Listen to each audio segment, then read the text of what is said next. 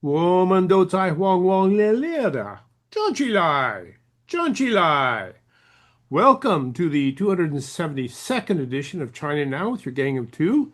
Nan Su, who is the senior investigative reporter for Epoch Times. Yours truly, Michael Olson, who long ago was dissuaded from being a China hand by the great helmsman himself, Mao Zedong. Each week, Nansu and I look out across the broad expanse of the Pacific Ocean from our home port here at SantaCruzVoice.com, and we ask, China now, friend or foe, war or peace? Ni hao, Nansu. Good mo good afternoon. It depends on where you are. That's Okay. right. Well, hello everybody. Yes. What Nansu, 1 week ago, you and I were wondering why China's Supreme Military Commander General Zhang did not show up at a very important meeting of CCP Mucky Mucks. And that leads us to ask, who won the gunfight at the Zhongnanhai Corral? But wait, there's more, much more. The U.S. Navy has arrived at the doorstep of Iran's Ayatollah Khamenei, who recently slaughtered thousands of his own countrymen for going against God. And that also leads us to ask, will there be a gunfight to the finish in Iran? Nansu, you've been media hyperactive this past week and have been on a lot of shows talking about, I guess, the central issue of what's going on in China. Do you still have a voice? Yes. Yes, Do of course. you sound good? All right. Yeah. Well, let me ask you, Nansu, as we start the show off today, which do you think will be the biggest story as we, in the future, we look back? Would it be the coup attempt at Zhongnanhai or the pending showdown with the Ayatollah Khamenei? Well, I think it's the things happening in Iran will be the no doubt will be the biggest story of this time period, and I'm just hoping that we're going to have our military men and women, they will be safe. I hope they will have a very successful strike and then take down the top leadership circle of Iran. And now the China thing, it actually have attracted a lot of media attention, but I think it's one of those things before it get to the point of truly breaking. Of the CCP truly breaking, Yeah, or it's the CC. I mean, this is just one of the uh okay, one of small the many things, things, right? one of the many things before the final total breaking of the CCP. So it wouldn't be as significant as the coming.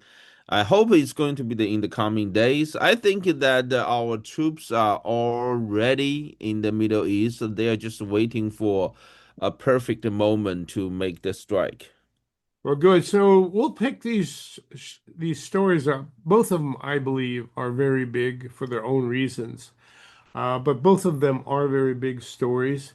And I'm hoping you're right. I'm hoping the first story, which is the coup attempt, will tend to be, one of the last things we see on the road to the collapse of the CCP. But that remains to be seen, and we hope that that we can straighten things out in Iran such that we can set the people of Iran free. That would be a wonderful service to humanity. But let's start off with the first story, Nansu, which would be the aborted or the a coup attempt at Chang'an between it was appeared to be between General Zhang Youxia and Xi Jinping himself. There were, like you said, maybe 150 stories I've seen on this story itself by people trying to figure out what the heck happened. One of the most interesting stories was that an opinion piece in the Epoch Times by Greg Copley. And I thought we'd pick that story up because it was pretty interesting. I do, and as we go into this story, ladies and gentlemen, we all must remember that all of the news that comes out of China is is due a good question mark. Is this real or is this not? And we just never know until we're able to look way back and see if any real facts come out of these things. But there's some very interesting ones that came out of the Gregory Copley commentary in Epoch Times, January 28th, not just yesterday, as a matter of fact. So, he says that his opening is that the internal civil war within the Chinese Communist Party has broke out completely by January 25th, ending the facade of party unity and control. And furthermore, it was this facade of party unity and solidarity that all combatants within the party war wanted to preserve if they had any hope of maintaining control of mainland China in the near term. Now, Nansu, as we've been going through this story for the past 3 years, maybe more, of the contention that we've seen happening within the Chinese Communist Party, you often remarked that it doesn't matter because everybody in the CCP wants one thing, and that is The ruling power they want to stay in of power. the CCP. Yeah. Yeah. So everybody in the CCP wants the CCP to stay in power, and therefore they cultivate this image of party unity that let everybody know that hey, we're together here in the CCP, and we're going to take good care of you as we build a nation here. But what Copley is suggesting is that this coup attempt really has broken that facade all up. What do you think the same thing? No. You don't think so. You think No, the no. See, I commented many times that basically Xi Jinping, Xi Jinping want to lead China going back to the fundamental communist ideology while he's facing all different levels of party officials, government officials, as well as military officials that climb up the power ladder during these 40 to 50 years of economic market economy time that after China open up to the Western world's investment technology, consumer market, so on and so forth. So therefore,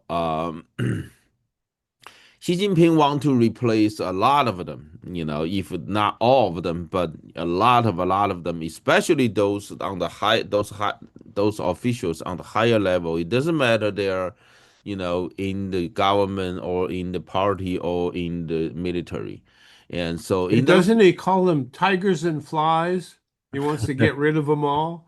Tigers well, being they the mucky mucks and the flies being yeah, the people on yeah. the street. Well, in the eyes of Xi Jinping, because they are all, corrupted to the certain extend by the either the money or the ideology of West from the West.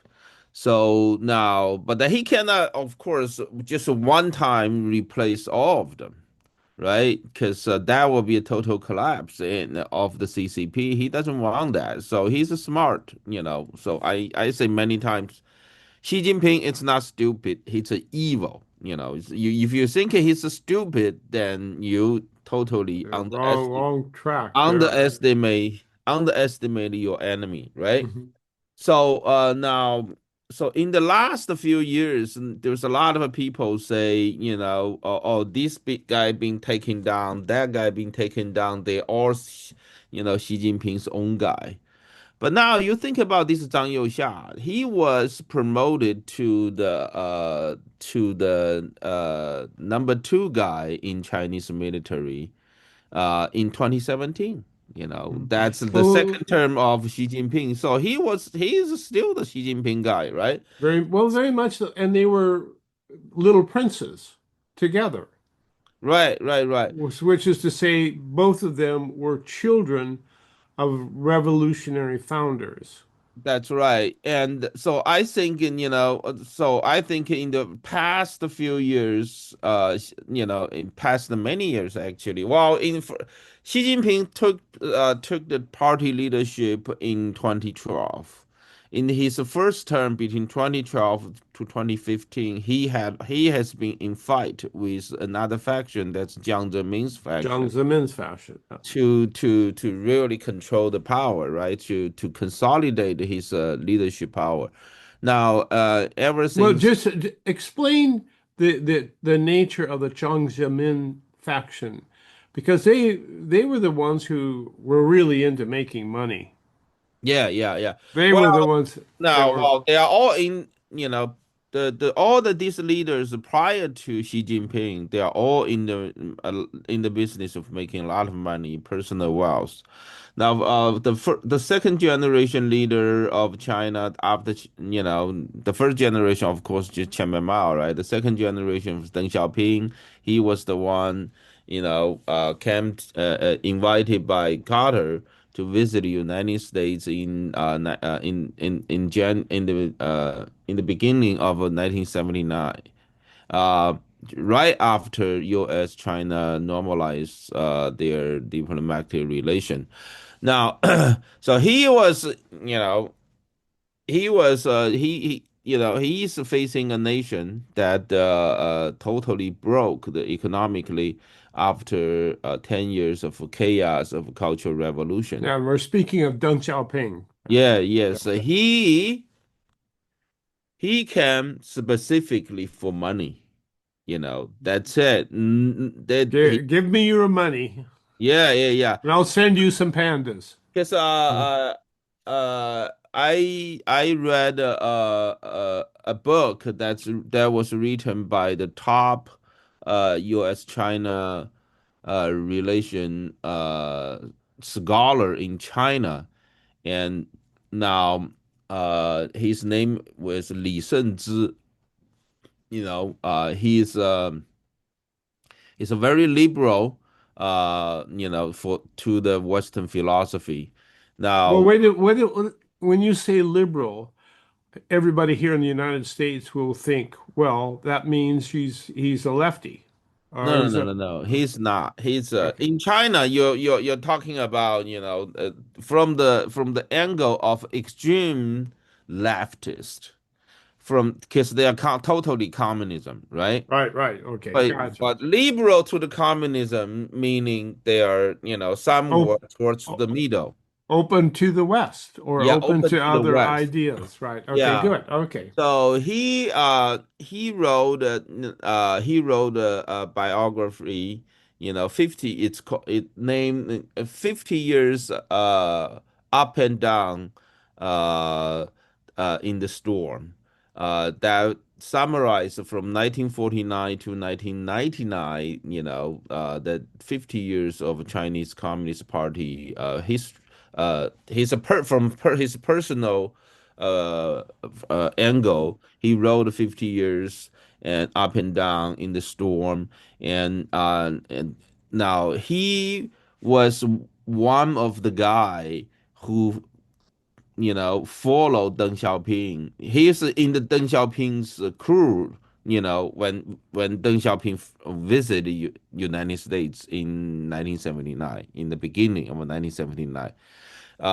So what happened to him? He was a rightist in the end of 50s, in the 1950s, the Chairman Mao's anti-rightist movement, right? He was one of the guy.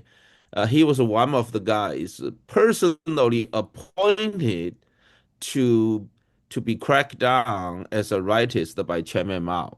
Chairman Mao circulates his name himself. Basically, you can see Right, right. this is so now.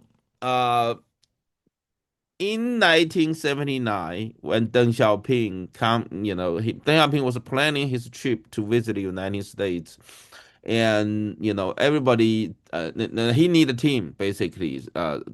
He need a staff team, Sure.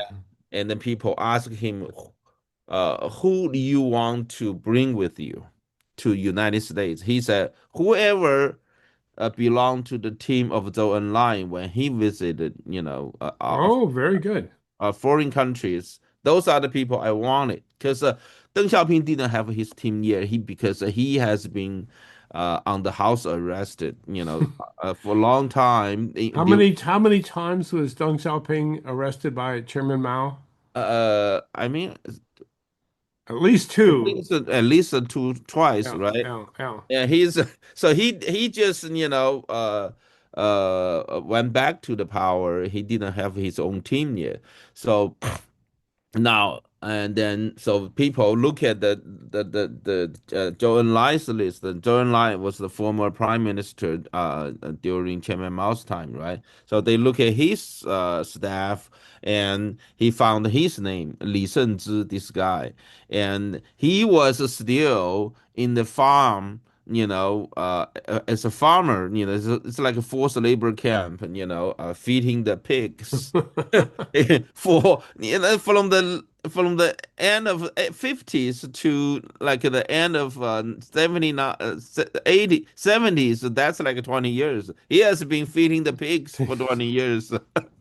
So they found him, they went to the farm, they picked him up and took him back to the Beijing. Now he was Suitably, they gave him the time to have a bath or a shower and gave some new clothes as well, right? almost just like that. Yeah. So he reached Beijing in the afternoon, okay? And then his boss just talked to him. He said, your party membership, you were expelled from the Communist Party, in the late 50s. So we recover your party membership. You're officially considered Communist Party member now again, okay?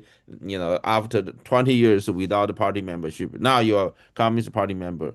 And then the second morning, he got onto the plane, flew with Deng Xiaoping coming to the United States. That's the story. So he actually later became the leader of the U.S.-China relation. That Wow. he was a director of China's social science research institute. That's the leading institute for everything, foreign relation or Right. whatever, because this is just top the government think tank.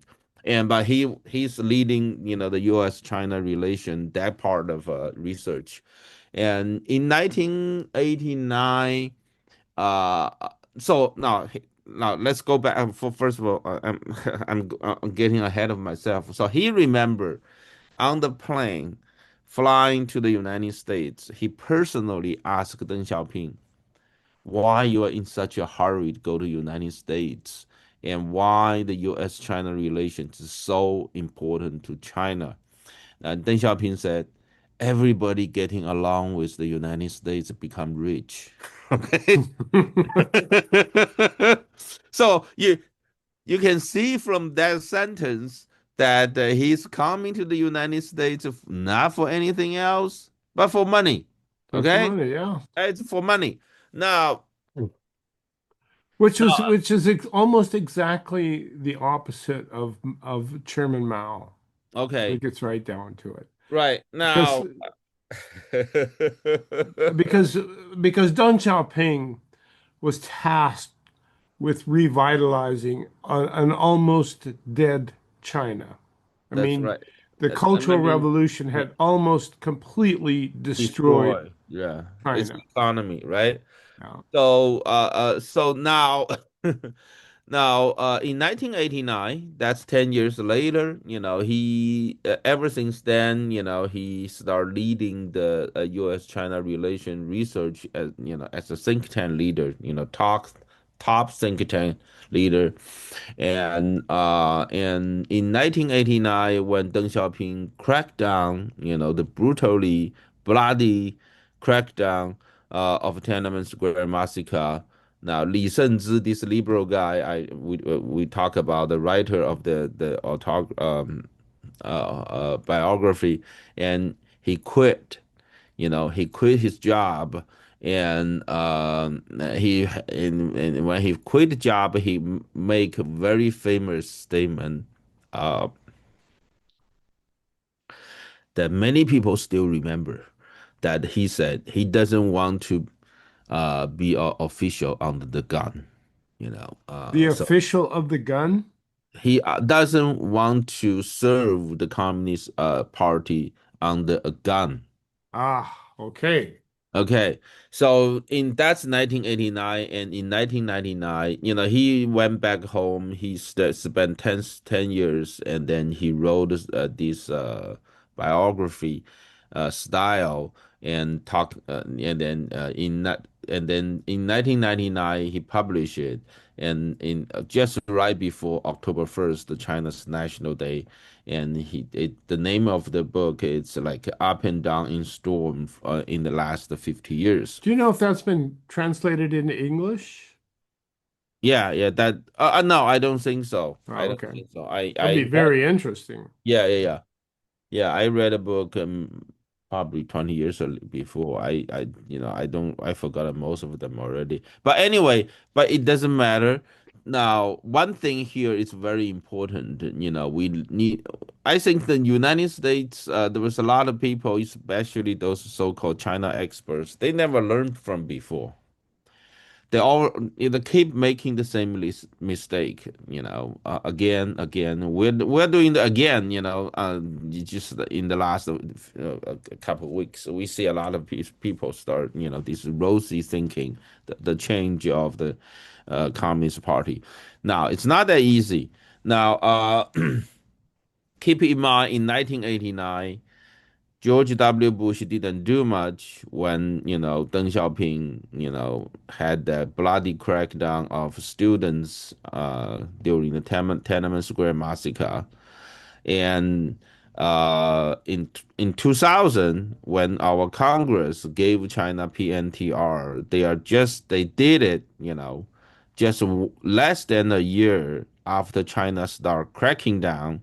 Following It's like here you did really good. Let us reward you for your cracking down on Tiananmen Square. No, no, that's 1989. George Okay. W. Bush didn't do anything, and in 1999, our Congress gave China Okay. PNTR, permanent normal trade relation, which is a prerequisite for China to join WTO.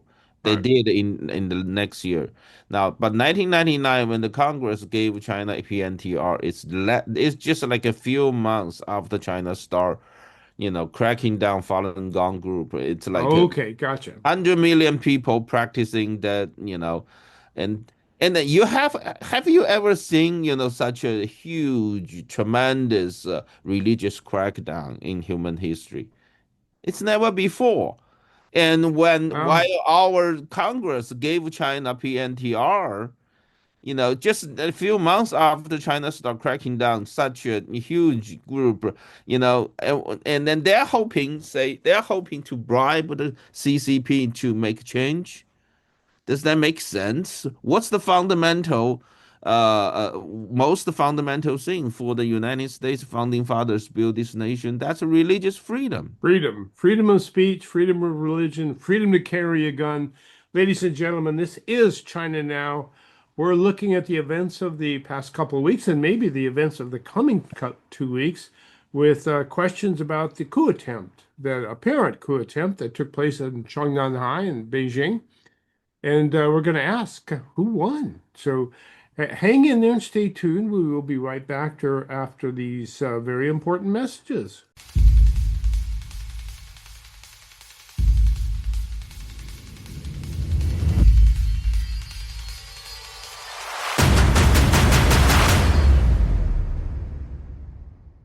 Treehouse dispenses not only the finest cannabis products, but information to those who want to know how to use cannabis for maximum benefit.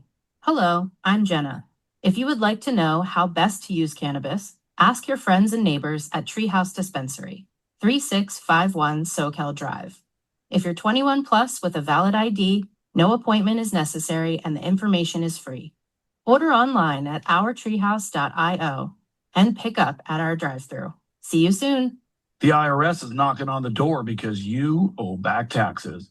Don't panic. Call the tax doctor for free help getting out of IRS collections and back into the good graces of Uncle Sam. The tax doctor's service is free, and all you need to do is call 800-817-2871. That's 800-817-2871. Get free help. Call 800-817-2871. Hi, folks. Warren Knox here of Knox Ribbing. I thought I'd share a few statistics with you. Do you know how long a frog can hold its breath? It averages around 4 minutes. What's the pH content of soil supposed to be? It's 6.5. When you look at a bag of fertilizer, it has 3 numbers on it. What's the first number represent? That would be nitrogen. Do you know how many nails the average roof requires? 7,000. How many gallons of water does it take to wash your clothes in a year? Around 2,000 gallons. A pound of wood has how many BTUs in it? That would be 8,600.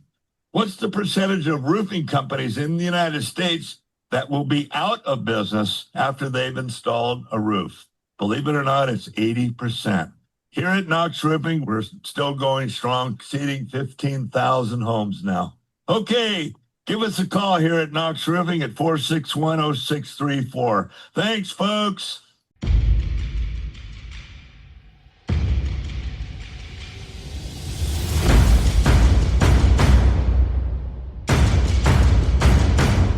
Well, just last week, General Zhongnanhai did not show up at a very important meeting, and Nansu and I, right here on the China Now show, were wondering what the heck happened, because if a very important person does not show up at a very important meeting, everybody wants to know why.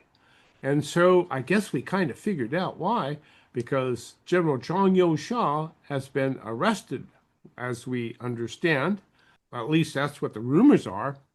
But And he was not only the one person being arrested. There's yeah, a second person that's the also top general, that Liu Zhenli. Liu Zhenli. That's the Joint Chief of Staff. So you got them both. Yeah. So and there's quite a story in there, but the story begins at the fourth plenum, which took place in October of 2025, just last year, actually only a few months ago. So the fourth plenum was the opportunity, the leaders right below Xi Jinping had the opportunity to put Xi Jinping on the shelf and get rid of him, but they didn't do it because they wanted to maintain this illusion of togetherness within the CCP. So they made an agreement with Xi Jinping that he could still be the titular head of everything, but he would have no power. And in 2026, he would step down for health reasons. And that was the deal, said to have been cadged together by the old guard of the Chinese Communist Party and Xi Jinping. But they Remember, did. I never agree with those statements. I never agree. I never agree. I say, remember last year, prior to, in August and September, there was a lot of rumors to say, who is going to be the guy who on to basically lead what was the Tiananmen Square military parade? Who is going to be Oh the yes, right. the It main was a guy? this. It was a September 3rd parade, September 3rd, victory yes. parade. Yeah. Oh, yeah, yeah, yeah. Oh, yeah, yeah. Not the October 1st, September 3rd. Yeah. World War II, kind of like We won the war yeah, against. Yeah. that was 80 years, right? So there was a lot of debate, and say it's going to be Xi Jinping.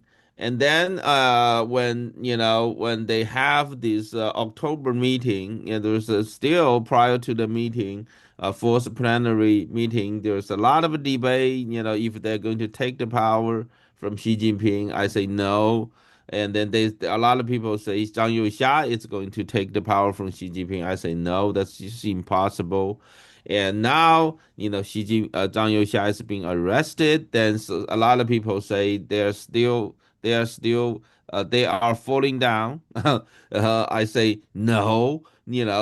Everybody just thinks of a lot of things in such an easy way, and they're in the same pattern, making the mistake of Well, many. what is what, I was the one also who was arguing for Zhang Youxia sitting in the convertible for the parade, Right. not knowing that it would never happen. But why? What is it about the CCP, Nansu, that made my thought of Zhang Youxia sitting there not even reasonable? What was I missing about the CCP?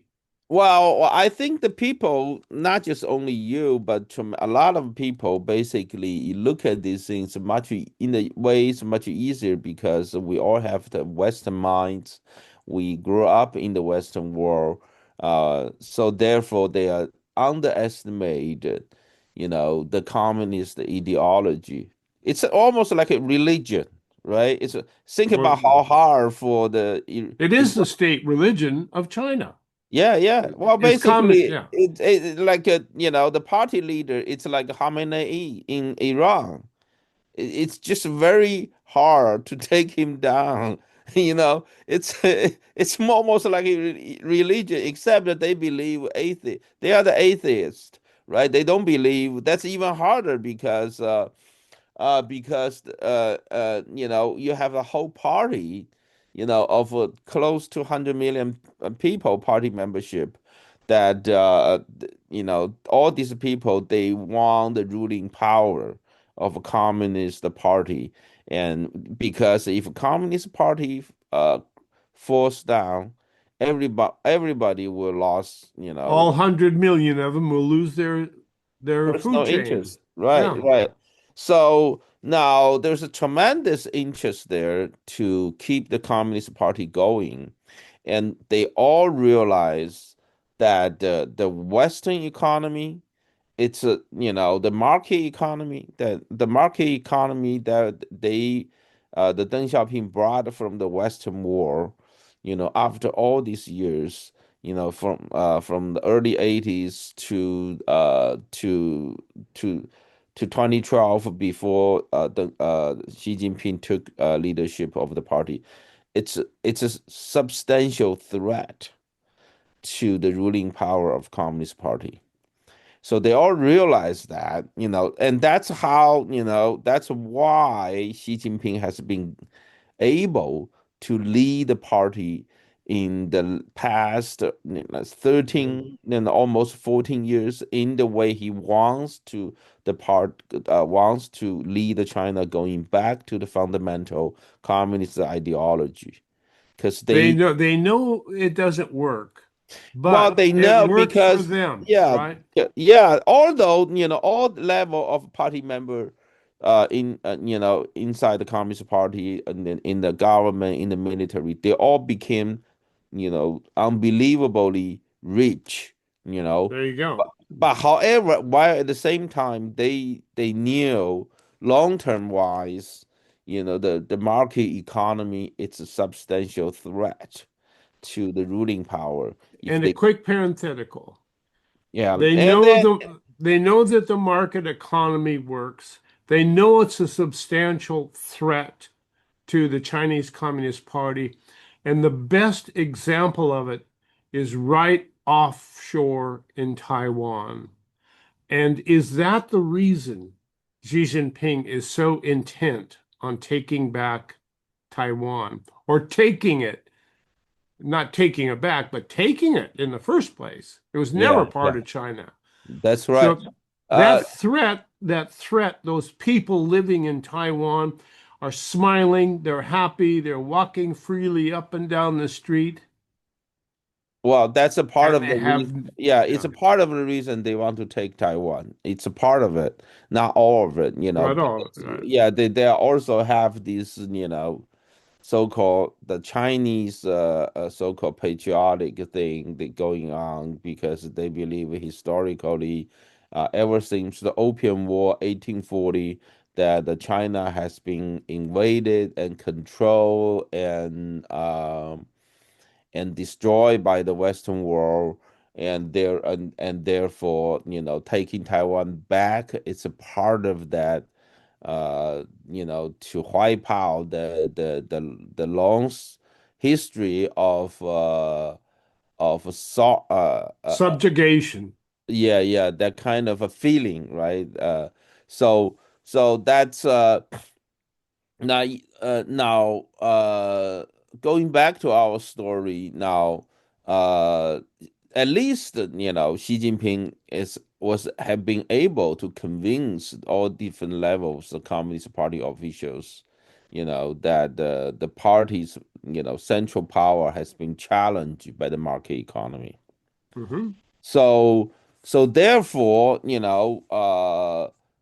power struggle, it's one thing, who has more personal power. But if you look at from this angle, all of a sudden changed because all these articles, including the you just read, published by the Epoch Times, the commentary opinion piece, they are all looking at the personal power struggle angle, which Instead of the communal struggle to survive of the CCP. that's it's correct. That's why ever since the last year, I've been saying you guys just look at the things too easy.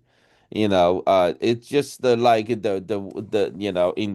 in this late 70s, Carter administration, or in the beginning of this century Clinton administration, they're just looking at the things are too easy, and including George W. Bush, after the bloody crackdown of Tiananmen Square massacre, and they all look at things as too easy. That's why our China policy has been in the wrong direction for so many years, until Donald Trump changed the entire direction uh, of our China policy.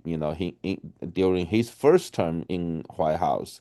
So I think now we are moving in the right direction, but however, all these people try to making the discussion, China's Communist Party, Xi Jinping's power from a very personal struggle angle of it. It just, it's very easy to let us put off our guard and slow down our effort of strengthening our military.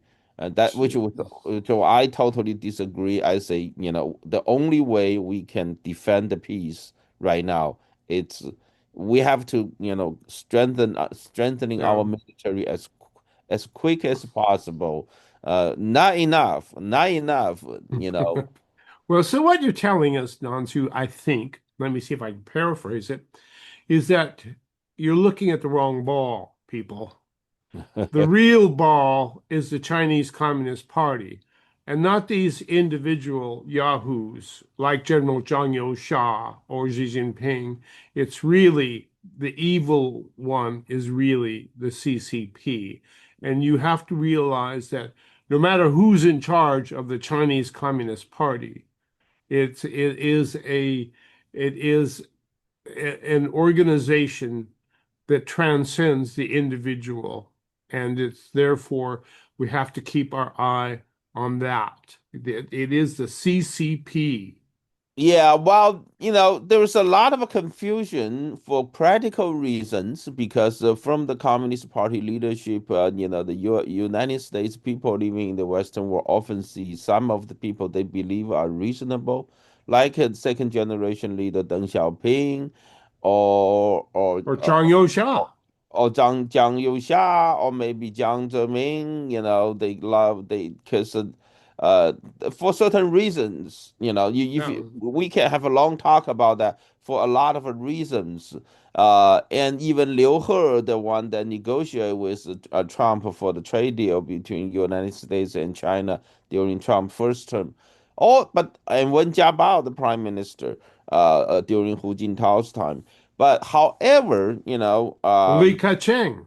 and Li Keqiang, yes, Li Keqiang and Li Keqiang, yes, and now we don't have a long talk of that, but keep in mind, all of these people, they are either leading the Communist Party when Communist Party is facing the An econ existential ec threat. economic hardship, so Yeah. they become practical for practical reasons. They want our money, or once they have the power, strongly, the Communist Party feel they're strong, the number one guy will always be the guy that leading, thinking of the Communist Party ruling power, right? So the ones who are, especially in right now when China's market economy grows so much, become so substantial as a part of it's the major part of the China's economy. And so during this kind of a time period, they will never select the number one guy, uh, put him in the position that's going to make China going continually growing the market economy. They always want the guy who fight for the survival of the Of the Communist Party. party. Yeah. Yeah. And it's easy to look back at the history and the recent history in which we see a lot of Chinese individuals becoming exceedingly rich. And the richer they get, the more threatening they become to the Chinese Communist Party. And so you see numerous instances in which Xi Jinping would actually pull the rug out from underneath these individuals and let them hang, as it were, on nothing, simply because their success pointed a different direction to the people of China, That and is that correct. That and is that correct. direction was away from the Chinese Communist Party and to the West. That's right. So basically, in the last few years, people, if people always take a look at all these struggle between Xi Jinping, and one after another officials Xi Jinping promoted being taken down as, they think Xi Jinping losing the power because the people he promoted got rid of, but they never realized all these high level Chinese Communist Party officials. I'm not talking about the disciplining action. I'm just talking about you start an investigation Right, of these people. They need the Xi Jinping's signature. right. Without Xi Jinping's permission, you won't, they won't be able even conduct an investigation against these people. But now, which lead to a very important question: why Xi Jinping allow all this investigation going on? It's because, again, going back to very beginning of this So show, why is Xi Jinping allowing the investigations of all of those people that Xi Jinping has put into power? Why is he allowing investigation of his own people? That's that's what you're right. saying? Yeah, Good. Okay, go ahead. yeah. So basically, Xi Jinping actually trying to promote this kind of struggle among different factions inside the Communist Party. They all promoted to their current position. All these different factions, all being promoted to their current position by Xi Jinping. But Xi Sure. Jinping trying to encourage the struggle among them, so and then they investigate each other to find out the a weakness point of the other factions, and then take them down, and then they can put their own factions people in power, right? Does So Xi that harkens back to the early days of the Chinese Communist Party when struggle sessions were always held among each other, right? So struggle was a concept very inimical to very much a part of the Mao era. Well, yeah, that's a part of it. That's the tradition. But Xi Jinping is using it for another different reason. Basically, going back to the very beginning of the show today, I say, what Xi Jinping is facing, it's a lot of Chinese Communist Party officials. They all climb up the power ladders through this market economy time period. They are all Jiang Zemin's time period, right? yeah, yeah, yeah, Yeah, and yeah, from Deng Xiaoping, Jiang Zemin, and yeah. Hu Jintao. So basically, the three generation Communist Party leaders prior to Xi Jinping. So in the Xi Jinping's eyes, they are all corrupted and by the Western philosophy. They're kind of So, like apostate, which right, is not believing in the true God of communism right. anymore, right? Right. So Xi Jinping Mhm. actually, and the higher level position they occupy, those people usually, they have a longer time, uh, you know, uh, that's being, observing the market economy, right? They've been making more money. Yeah, yeah. So Xi Jinping want to, remove and replace them as quick as possible. So that's why he actually promote they fighting each other. He's just sitting there taking advantage. He find a chance, he will remove them. And so that he will be able to get around this seniority experience thing, so he will be able to reach to a lower level, like a middle level party, government, and military officials.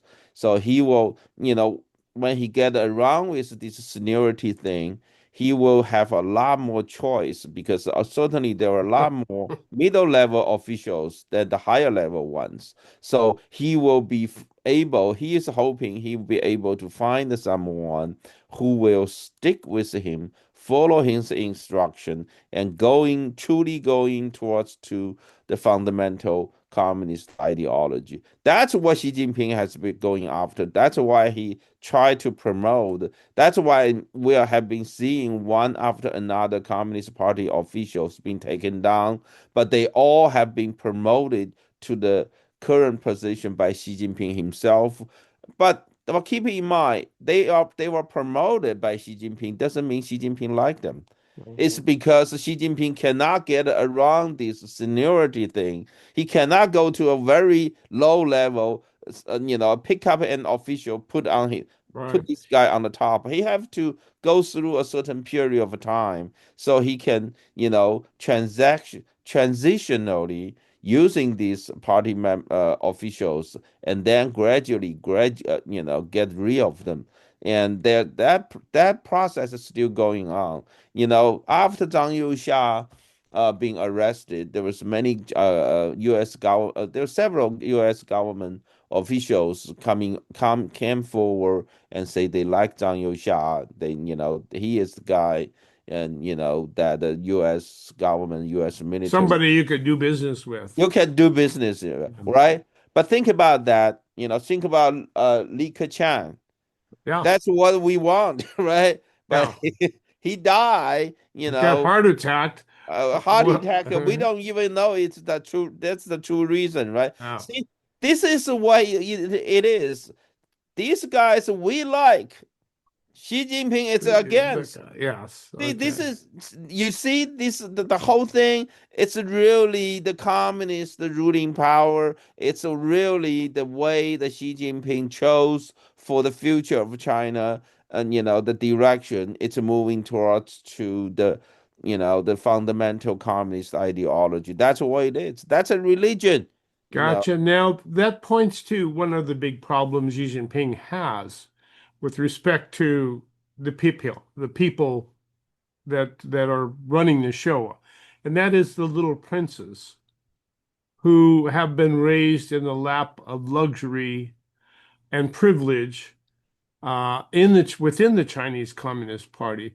They're not really functionaries, but they have a lot of power by virtue of their birthright as being sons and daughters of the revolution.